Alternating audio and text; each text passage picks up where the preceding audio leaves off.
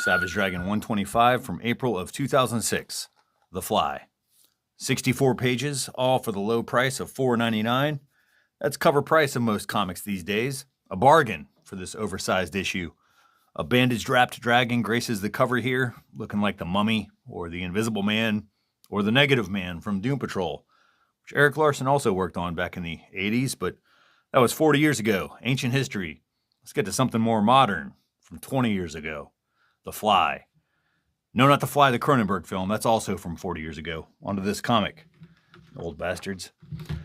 Credits page. A little different this issue. Still a one-man show. Erik Larsen doing it all. Writing, art, lettering, coloring.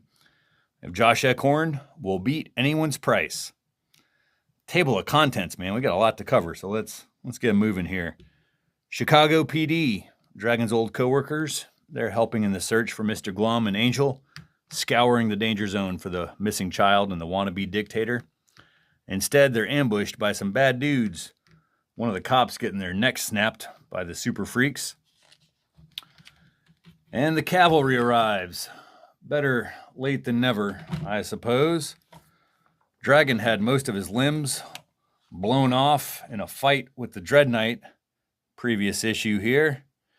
And his healing abilities are not working so well these days. So he's got these robotic metal replacements attached to his body. They hold up fairly well, except for this last punch. Kind of shatters his arm. Oh well. He's got plenty of other problems to worry about than the missing limbs. He's got a missing wife, a missing kid, and a Mr. Bug. A villain with a belt that turns anyone it zaps into a common housefly. Seen here, turning this cop into an insect. And then swatting him dead. This, of course, sends Dragon into a rage. He dodges some of the blast from Mr. Bug, then smashes his belt, causing a massive explosion, leaving Dragon a charred mess. And Mr. Bug transformed into a fly. That's the end of our first story, if you can believe it. On to Rex Dexter, the smartest guy on the planet. We thought Rex was dead, but he was saved by his loyal robotic drones. Well, partially. They were able to save his brain, put it in a jar, and now they offer to build a new body for their master. Our next story here is The Wish. This was featured in Negative Burn Winter Special, the 6-page story reprinted here, featuring Mr. Glum and Angel.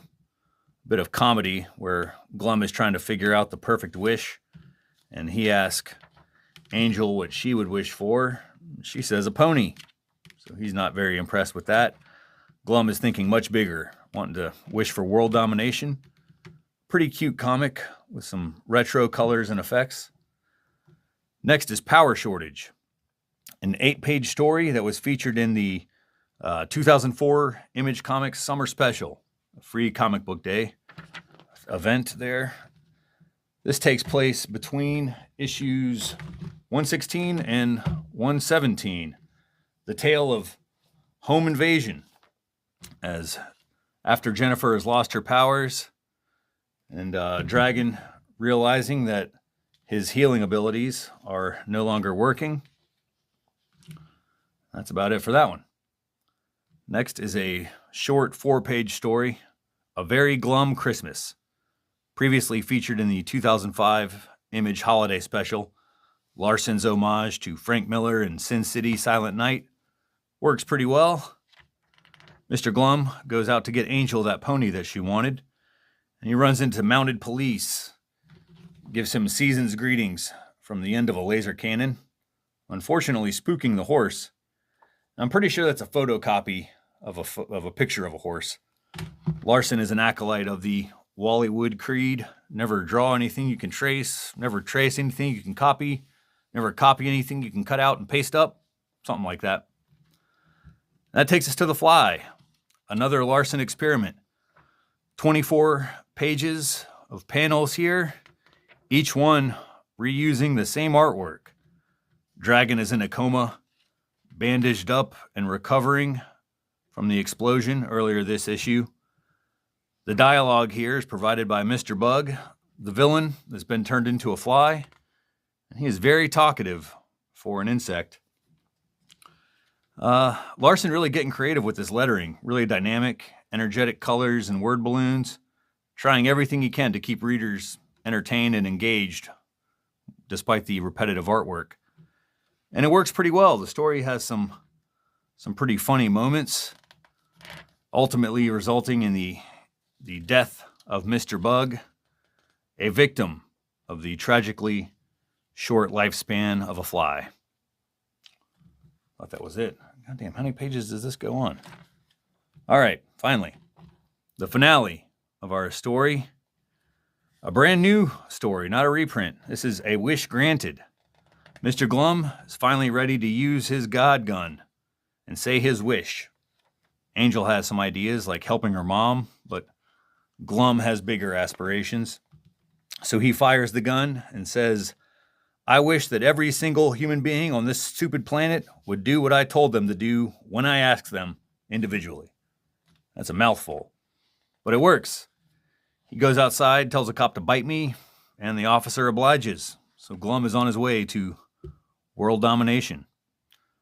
Another crossover for us, Comic Bits by Chris Giarrusso.